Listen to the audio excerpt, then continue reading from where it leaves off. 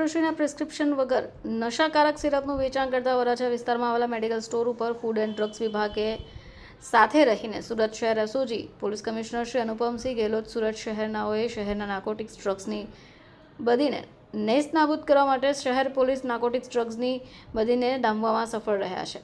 માનનીય police commissioner સાહેબશ્રીને ધ્યાને આવ્યું હતું કે સુરત શહેર વિસ્તારમાં ચાલતા કેટલાક મેડિકલ સ્ટોર ઉપર પ્રિસ્ક્રિપ્શન વગર જ નશાકારક સિરપ ટેબ્લેટ જેવા નશાકારક ડ્રગ્સનું વેચાણ કરે છે। સ્વાસ્થ્ય સાથે ચેડા થઈ રહ્યા છે।